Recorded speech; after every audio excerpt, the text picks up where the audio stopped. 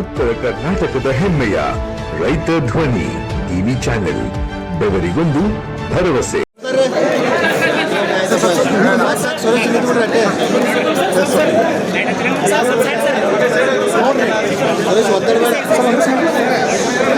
ಭಾರತೀಯ ಜನತಾ ಪಾರ್ಟಿಯ ಜನಾಕ್ರೋಶ ಯಾತ್ರೆ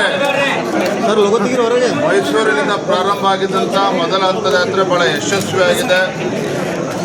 ಆ ಭಾಗದ ಜನರ ಗಮನವನ್ನು ಸೆಳೆಯುವಂಥದ್ರಲ್ಲಿ ಬಹಳ ಯಶಸ್ವಿಯಾಗಿದೆ.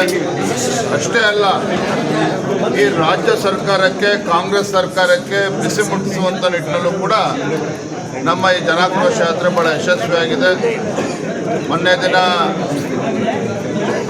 ನಿಪ್ಪಾಣಿ, ನಿನ್ನೆ ಬೆಳಗಾವಿ ಮುಗಿಸ್ಕೊಂಡು ಬಾಗಲಕೋಟೆ ಮುಗಿಸ್ಕೊಂಡು ಇವತ್ತು ಬಿಜಾಪುರಕ್ಕೆ ನಮ್ಮ ಯಾತ್ರೆ ಇವತ್ತು ಬಂದಿದೆ. ವಿಶೇಷವಾಗಿ ಬಿಜಾಪುರದಲ್ಲಿ ನಮ್ಮೆಲ್ಲ ಪಕ್ಷದ ಮುಖಂಡರು ಎಲ್ಲರೂ ಕೂಡ ಒಗ್ಗಟ್ಟಾಗಿ ಒಂದಾಗಿ, ಕಾರ್ಯಕರ್ತರು ಸಹ ಬಹಳ ಅತ್ಯುತ್ಸಾಹದಲ್ಲಿದ್ದಾರೆ. ಜನರು ಕೂಡ ಸಹಜವಾಗಿಯೇ ಭ್ರಷ್ಟ ಈ ಜನವಿರೋಧಿ ಕಾಂಗ್ರೆಸ್ ಸರ್ಕಾರದ ವಿರುದ್ಧ ಬೀದಿಗಿಳಿದಿದ್ದಾರೆ. ಅದೇ ಒಂದು ವಾತಾವರಣ ತಾವು ಬಿಜಾಪುರದಲ್ಲೂ ಕೂಡ ತಾವು ನೋಡ್ತಾ ಇದ್ದೀರಿ. ಕೇಂದ್ರ ಸರ್ಕಾರ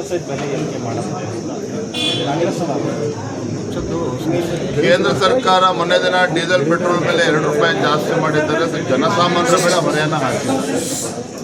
ಆ ತೈಲ ಕಂಪನಿಗಳೇ ಆ ಭಾರವನ್ನು ಭರಿಸಬೇಕು ಅಂತೇಳಿ, ಓರಬೇಕು ಅಂತೇಳಿ ಕೇಂದ್ರ ಸರ್ಕಾರ ಈಗಾಗಲೇ ನಿರ್ಧಾರ ಮಾಡಿರೋದು ನಿಮ್ಗೆಲ್ಲರೂ ಕೂಡ ಗೊತ್ತಿದೆ. ಆದರೂ ಕೂಡ ಆಡಳಿತ ಪಕ್ಷ ಸಹಜವಾಗಿಯೇ ಆತಂಕದಲ್ಲಿದ್ದಾರೆ. ಗ್ಯಾರಂಟಿಗಳ ಭ್ರಮೆನಲ್ಲಿದ್ದಂಥ ರಾಜ್ಯದ ಮುಖ್ಯಮಂತ್ರಿಗಳು, ಕಾಂಗ್ರೆಸ್ ಸರ್ಕಾರ ಬೆಂಗಳೂರು ಬಿಟ್ಟು ಹಳ್ಳಿಗಳಿಗೆ ಬರ್ತಕ್ಕಂಥ ಪರಿಸ್ಥಿತಿಯಲ್ಲಿ ಅವರಿಲ್ಲ. ವಾಸ್ತವಿಕ ಸತ್ಯಾಂಶವನ್ನು ಅರ್ಥ ಮಾಡ್ಕೊಳ್ಳೋಂಥದ್ರಲ್ಲಿ ಇವತ್ತು ಕಾಂಗ್ರೆಸ್ ಸರ್ಕಾರ ವಿಫಲ ಆಗಿದೆ. ಇಷ್ಟು ಬೆಲೆ ಏರಿಕೆ ಆಗಿದೆ. ಪೆಟ್ರೋಲ್, ಡೀಸೆಲ್ ಮೇಲೆ, ಹಾಲಿನ ಮೇಲೆ ಬೆಲೆ ಜಾಸ್ತಿ ಮಾಡಿದ್ದಾರೆ. ಜನಸಾಮಾನ್ಯರು ಇವತ್ತು ಜೀವನ ಸಾಗಿಸೋದಕ್ಕೂ ಕೂಡ ಅಸಾಧ್ಯ ಆಗದೆ ಇರತಕ್ಕಂಥ ವಾತಾವರಣ ಇವತ್ತು ಕಾಂಗ್ರೆಸ್ ಸರ್ಕಾರದ ನೇತೃತ್ವದಲ್ಲಿ ರಾಜ್ಯದಲ್ಲಿ ಆಗಿದೆ. ಹಾಗಾಗಿ ಇವರು ಚುನಾವಣೆ ಸಂದರ್ಭದಲ್ಲಿ ಭರವಸೆ ಕೊಟ್ಟಿದ್ದೇ ಬೇರೆ, ಅದು ಚುನಾವಣೆ ನಂತರದಲ್ಲಿ ಅಧಿಕಾರದ ಚುಕ್ಕಾಣಿ ಹಿಡಿದ ಮೇಲೆ ಸಿದ್ದರಾಮಯ್ಯ ನೇತೃತ್ವದ ಕಾಂಗ್ರೆಸ್ ಸರ್ಕಾರ ಬಡವರಿಗೆ, ಜನಸಾಮಾನ್ಯರಿಗೆ, ವಿಶೇಷವಾಗಿ ರೈತರಿಗೆ ಹೊರೆ ಎಳೆಯುವಂಥ ಕೆಲಸ ಮಾಡ್ತಾ ಇದ್ದಾರೆ. ಇಂಥ ಕಾಂಗ್ರೆಸ್ ಸರ್ಕಾರದ ವಿರುದ್ಧ ರಾಜ್ಯದ ಜನ ಧಿಕ್ಕಾರವನ್ನು ಕೊಡ್ತಾ ಇದ್ದಾರೆ. Thank you.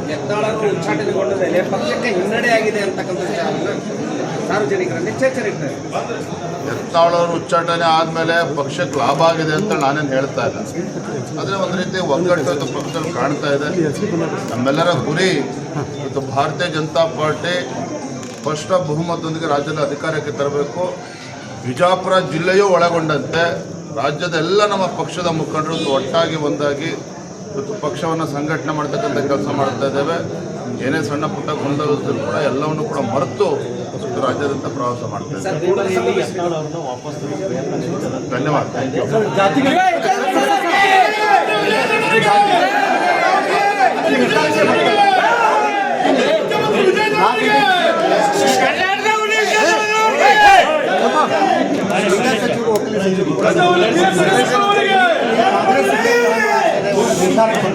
4 ಗಂಟೆಗೆ ಪ್ರಾರಂಭ ಆಗಬೇಕಾಗಿದ್ದಂಥ ಕ್ಯಾಬಿನೆಟ್ ಇನ್ನೂ ಶುರುವಾಗಿಲ್ಲ ಅಂತೇಳಿ ನಿಮ್ಮ ಆತಂಕ. ಮುಖ್ಯಮಂತ್ರಿ ಇದ್ದಾಗ 4 ವರ್ಷ ಅವಕಾಶ ಇತ್ತು ಸಿದ್ದರಾಮಯ್ಯನವರಿಗೆ ಈ ಜನಗಣತಿಯನ್ನು ಇಂಪ್ಲಿಮೆಂಟ್ ಮಾಡೋದಕ್ಕೆ, ಮಾಡಿಲ್ಲ. ಯಾಕೆ ಅಂತ ಹೇಳಿದ್ರೆ ರಾಜ್ಯದ ಮುಖ್ಯಮಂತ್ರಿಗಳಿಗೆ ಪ್ರಾಮಾಣಿಕವಾಗಿರ್ತಕ್ಕಂಥ ಕಳಕಳಿ ಅಥವಾ ಕಾಳಜಿ ಈ ವಿಚಾರದಲ್ಲಿ ಇಲ್ಲ. ಚುನಾವಣೆ ಗೆಲ್ಲಬೇಕು, ಈ ರೀತಿ ಓಟಾಟ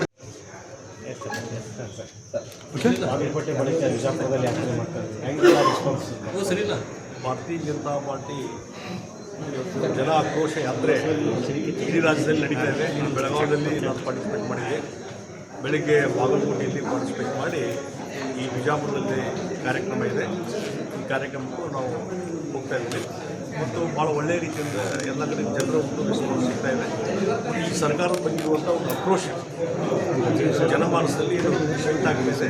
ಇದೆಲ್ಲ ನಾವು ನೋಡಿದಾಗ ಈ ಸರ್ಕಾರದ ಬಗ್ಗೆ ಭಾಳ ದೊಡ್ಡ ಪ್ರಮಾಣದಲ್ಲಿ ಬೆಲೆ ಏರಿಕೆ ಒಂದು ಕಡೆ, ಭ್ರಷ್ಟಾಚಾರ, ಮಿತಿಮೀರಿದ ಭ್ರಷ್ಟಾಚಾರ, ಇದೆಲ್ಲ ಕಾಣಿಸುವಾಗಿ ಸಿದ್ದರಾಮಯ್ಯ ಸರ್ಕಾರದ ಬಗ್ಗೆ ಭಾಳ ದೊಡ್ಡ ಪ್ರಮಾಣದಲ್ಲಿ ಜನರಲ್ಲಿ ಒಂದು ಆಕ್ರೋಶ. ಸರ್, ಜಾತಿ ಗಣತಿ ವಿಚಾರವಾಗಿ ಈಗ ವರದಿ ಚರ್ಚೆ ಆಗ್ತಾ ಇದೆ. ಜೊತೆಗೆ ಲಿಂಗಾಯತ ಮತ್ತು ಒಕ್ಕಲಿಗರ ಜಾತಿಗಳನ್ನು ಮರು ಪರಿಶೀಲನೆ ಮಾಡಬೇಕು, ಮತ್ತು ಅದನ್ನು ಸಮೀಕ್ಷೆ ಮಾಡಬೇಕನ್ನೋ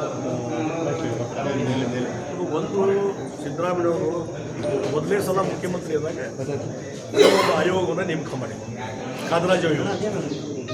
ಅವರ ಅದೇ ಅವಧಿಯಲ್ಲಿ ಪ್ರಿಪೇರ್ ಮಾಡಿ ರೆಡಿ ಮಾಡಿ ಅವತ್ತೇ ಸಿದ್ದರಾಮಯ್ಯವ್ರಿಗೆ ಸಬ್ಮಿಟ್ ಮಾಡಬೇಕಾಗಿತ್ತು.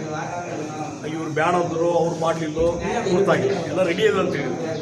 ಮತ್ತು ಅದಕ್ಕೆ ಯಾರೋ ಸೆಕ್ರೆಟರಿ ಸಹಿ ಮಾಡಬೇಕಾಗಿತ್ತು, ಅದು ಮಾಡಿಲ್ಲ ಅನ್ನೋ ಮಾಹಿತಿ. ಮತ್ತು ಆ ಹಿಂದಿನ ಇಲೆಕ್ಷನ್, ಆ ಸಂದರ್ಭದಲ್ಲಿ ಏನು ಇಲೆಕ್ಷನ್ಗಳಾದವು, ಆ ಸಂದರ್ಭದಲ್ಲಿ ಆ ವರದಿಯಲ್ಲಿರುವ ಕೆಲವೊಂದು ಅಂಶಗಳು ಮಾಧ್ಯಮದ ಮುಖಾಂತರ ಲೀಕ್ ಆದವು. ಆ ಸಂಖ್ಯೆ ಇಷ್ಟದ, ಈ ಸಂಖ್ಯೆ ಇಷ್ಟದ ಅಂತೇಳಿ. ಅವಾಗಲಿಂದ ಅದ್ರ ಬಗ್ಗೆ ವಿವಾದಾಸ್ಪದವಾದಂಥ ಒಂದು ವರದಿ ಆಗ್ತಾ ಇದೆ ಅವತ್ತಿಂದ. ಅದಾದ ನಾ ಇವತ್ತು ಸಿದ್ದರಾಮಯ್ಯ ಒಂದಕ್ಕೆ ಕೇಳುವಂಥದ್ದು, ಅವತ್ತು ನೀವು ಮೊದಲ ಬಾರಿಗೆ ಸಿ ಎಮ್ ಆದಾಗ ಆ ವರದಿ ನೀವೇ ಆಯೋಗ ಅಪಾಯಿಂಟ್ ಮಾಡಿದವರು, ನೀವು ರೆಡಿಯಾಗಿದ್ದು ನಿಮ್ಮ ಅವಧಿಯಲ್ಲಿ. ಆದಮೇಲೂ ಅದನ್ನು ನೀವು ಯಾಕೆ ಸ್ವೀಕಾರ ಮಾಡಲಿಲ್ಲ? ಸ್ವೀಕಾರ ಮಾಡಿ ಅದನ್ನು ಅವಾಗ ಬಹಿರಂಗ ಪಡ್ಬೋದಾಗಿತ್ತು, ಅವತ್ತು ಕ್ಯಾಬಿನೆಟ್ನಲ್ಲಿ ಇಡ್ಬೋದಾಗಿತ್ತು. ಈಗ 2ನೇ ಬಾರಿ ಮತ್ತೆ ಮುಖ್ಯಮಂತ್ರಿ ಆದರು. ಮುಖ್ಯಮಂತ್ರಿ 2 ವರ್ಷ ಆಯಿತು. ಅಷ್ಟರ ಒಳಗಾಗಿಯೇ ನೀವು ಅದನ್ನು ಸ್ವೀಕಾರ ಮಾಡಿ ಕ್ಯಾಬಿನೆಟ್ ತೆಗೆದುಕೊಂಡು ಹೋಗಿ ಸದನ ಮುಂದೆ ತರುವಂಥ ಕೆಲಸ ನೀವು ಮಾಡಬೇಕಾಗಿತ್ತು. ನೀವು ಅನುಷ್ಠಾನ ಮಾಡೋದನ್ನು ಮಾಡಬೇಕಾಗಿತ್ತು, ಅದನ್ನೂ ಮಾಡಲಿಲ್ಲ.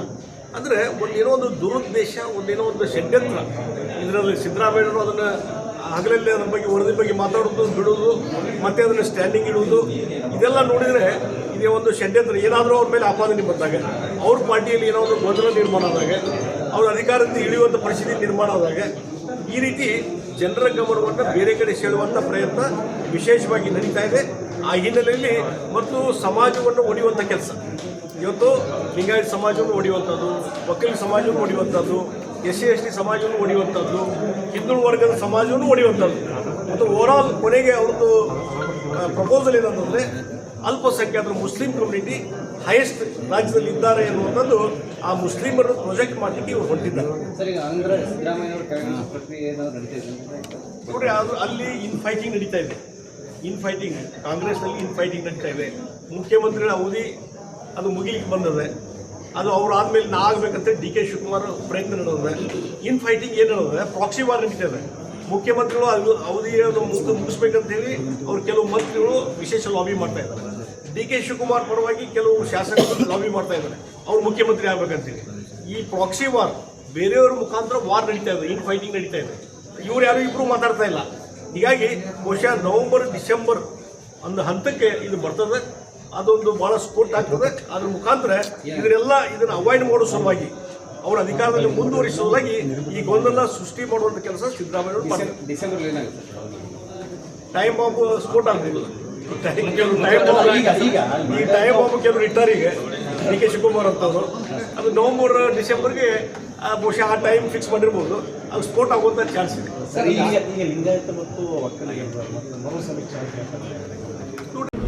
ಎಲ್ಲ ಜಾತಿ ಜನಾಂಗಗಳಲ್ಲಿ ಬಡವರಿದ್ದಾರೆ. ಎಲ್ಲರಿಗೂ ನ್ಯಾಯ ಕೊಡಬೇಕು. ಹೇಗೆ ಕೊಡ್ತೀರಿ ಅನ್ನೋದೇ ಪ್ರಶ್ನೆ. ಈ ದೇಶದಲ್ಲಿ ಸ್ಕೀಮ್ಗಳಿಗಿಂತ ಸ್ಕ್ಯಾಮ್ಗಳೇ ಜಾಸ್ತಿ ಆಗ್ತಾ ಇರೋದು. ನೀವು ಯಾವ ಸ್ಕೀಮ್ ತಂದರೂ ಶ್ರೀಮಂತರಿಗೆ ಸ್ಕೀಮ್ ಹೋಗುತ್ತದೆ ಹೊರತು ಬಡವರಿಗೆ ಹೋಗ್ತಾ ಇಲ್ಲ.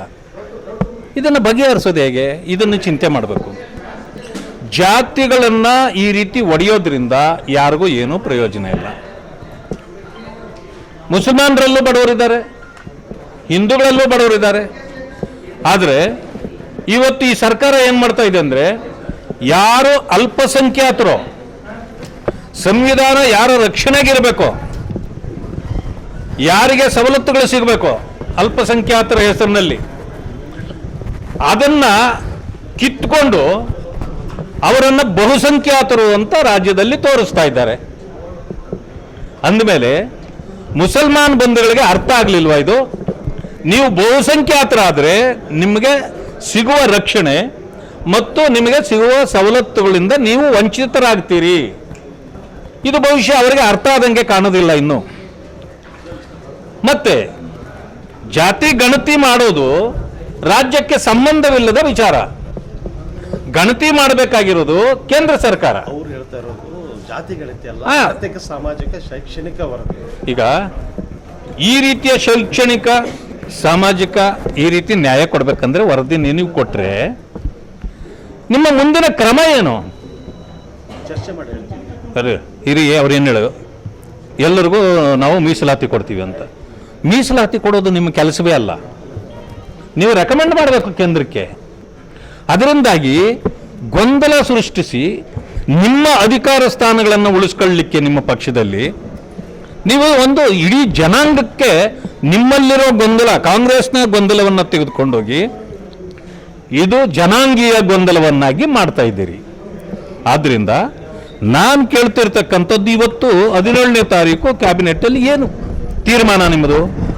ನೀವೇನು ಸಮಿತಿ ಮಾಡಿ ಅವ್ರಿಗೆ ಬಿಡ್ತೀರಾ, ಸಬ್ ಕಮಿಟಿ ಮಾಡ್ತೀರಾ ಕ್ಯಾಬಿನೆಟ್ದು, ಅಥವಾ ಚರ್ಚೆ ಮಾಡೋಣ ಅಂತೇಳಿ ನೀವು ವಿಶೇಷ ಇದನ್ನು ಕರೀತೀರಾ, ಸದನ ಇದನ್ನು ಕರೀತೀರಾ, ವಿಶೇಷ ಅಧಿವೇಶನ ಅಧಿವೇಶನ ಮಾಡ್ತೀರಾ? ಇದು ಯಾವುದು ನಿಮ್ಮಿಂದ ಹೊರಗಡೆ ಬರ್ತದೋ, ನಿಮ್ಮ ತೀರ್ಮಾನ ಏನಾಗ್ತದೋ ಅದನ್ನು ಆಧರಿಸಿ ವಿರೋಧ ಪಕ್ಷಗಳ ತೀರ್ಮಾನ ನಾವು ತೆಗೆದುಕೊಳ್ಬೇಕಾಗ್ತದೆ. ಅಲ್ಲಿ ಒಂದು ನಡೆದ ಚರ್ಚೆ ಏನಂದ್ರೆ ವೀರಶೈವ ಲಿಂಗಾಯತರು ಮತ್ತು ಒಕ್ಕಲಿಗರ ಸರ್ವೆಯನ್ನ ಮತ್ತೆ ಮಾಡಲು ಸೇರಿಸ್ತೀವಿ ಅಂತ ಒಂದು ಚರ್ಚೆ ನಡೆದಿದೆ. ಈಗ ಮೊದಲೇ ಸರಿಯಾಗಿ ಮಾಡಲಿಕ್ಕೆ ಇವರಿಗೇನು ತೊಂದರೆ ಏನಾಗಿತ್ತು? ನಿನ್ನೆ ಹೇಳಿದ್ದಾರೆ 200 ಕೋಟಿ ರೂಪಾಯಿಗಳು ನಮಗೆ ಖರ್ಚಾಗಿದೆ ಅಂತ. ಯಾರ ಹಣ ಇದು? 200 ಕೋಟಿ ಹಣ ನೀವು ಈ ರೀತಿ ವೆಚ್ಚ ಮಾಡಿ ಅಲ್ಲಿಗೆ ಅದು ಸರಿಯಿಲ್ಲ ಅಂತ ಬಂದರೆ ನೀವು ಏನು ಮಾಡ್ದಂಗಾಯ್ತು? ಹಣ ಪೋಲು ಮಾಡೋದಲ್ಲ ಕಲಿಬೇಕಾಗಿರೋದು ಸರ್ಕಾರ. ಸಣ್ಣ ಪುಟ್ಟ ತಪ್ಪುಗಳಿದ್ರೆ ಅದನ್ನು ಸರಿ ಮಾಡ್ತಕ್ಕಂಥ ಕೆಲಸವನ್ನು ಮಾಡಬೇಕೇ ಹೊರತು ಈ ರೀತಿ ಹಾರಿಕೆ ಉತ್ತರ ಕೊಡೋದು, ಏನೋ ಯಾರ್ದೋ ದುಡ್ಡು ಎಲ್ಲಮ್ಮನ ಜಾತ್ರೆ ಮಾಡೋದು, ಇದೆಲ್ಲ ಬಿಡಬೇಕು. ಮಾಡೋದಾದ್ರೆ ಎಲ್ಲ ಸರ್ವೆ ಮಾಡಲಿ ಅಂತ ಹೇಳ್ತೀರೋ ಅಥವಾ ಇದನ್ನು ಒಪ್ಕೋತಿರೋ ನೀವು? ಅಲ್ಲ, ನಾನು ಹೇಳ್ತಕ್ಕಂಥದ್ದು ಇವತ್ತು ಕೆಲವರಿಗೆ ಖುಷಿ ಕೊಡುವಂಥದ್ದು ಇರ್ಬೋದು, ಬೇಸರ ಆಗುವಂಥದ್ದು ಇರ್ಬೋದು. ವೀರಶೈವರು ನಂಬರ್ 1 ಅಂತ ಮೊದಲಿತ್ತ. ಅದಾದ ಮೇಲೆ ಕಳೆದ ಒಂದು ಇದನ್ನ ವರದಿ ಕೊಟ್ಟರು ಕಾಂತರಾಜು, ದಲಿತರೇ ನಂಬರ್ 1 ಅಂತ, ಈಗ ಮುಸ್ಲಿಮರೇ ನಂಬರ್ 1 ಅಂತ ಬಂತು. ಅಂದ್ರೆ ಯಾಕೆ ಈ ಗೊಂದಲ? ಒಂದು ನೇರವಾಗಿ ಒಂದು ಸರ್ಕಾರ ಯಾರ ಪರವಾಗಿಯೂ ನಿಲ್ಲಬಾರದು, ಸರ್ವರ ಪರವಾಗಿಯೂ ನಿಲ್ಲಬೇಕು. ಇದು ನಮಗೆ ಬೇಕಾಗಿರ್ತಕ್ಕಂಥದ್ದು. ಯಾರ್ಯಾರಿಗೆ ಈ ಮಾನಸಿಕವಾಗಿ ಇದು ತಪ್ಪಾಗಿದೆ ಅಂತ ಅನಿಸಿ ಹೇಳಿಕೆ ಕೊಡ್ತಾರೋ, ಯಾವ ಜನಾಂಗದವರು ಕೊಡ್ತಾರೋ ಅದೆಲ್ಲವನ್ನೂ ಕೂಡ ಮರು ಎಣಿಕೆ ಮಾಡಿಸಿ. ನೀವು ಸಾಮಾಜಿಕ ನ್ಯಾಯ ಎಲ್ರಿಗೂ ಕೊಡಬೇಕು. ಇದು ಎಲ್ಲ ಪಕ್ಷಗಳ ಬದ್ಧತೆ ಆಗಬೇಕು. ಭಾರತೀಯ ಜನತಾ ಪಕ್ಷದ ಬದ್ಧತೆಯೂ ಅದೇನೇ ಇದೆ. ಬಾಬಾ ಸಾಹೇಬ್ ಅಂಬೇಡ್ಕರ್ ಅವರು ಸರ್ವರಿಗೂ ಸಾಮಾಜಿಕ ನ್ಯಾಯ ಕೊಡಬೇಕು ಅಂತಲೇ ಸಂವಿಧಾನ ಕೊಟ್ಟಿರೋದು. ಅದರ ತಳಗಡೆ ಕೆಲಸ ಮಾಡುವಾಗ ಈ ರೀತಿ ಗೊಂದಲಗಳನ್ನು ಯಾರೂ ಕೂಡ ಸೃಷ್ಟಿ ಮಾಡಬಾರದು. ಧನ್ಯವಾದ.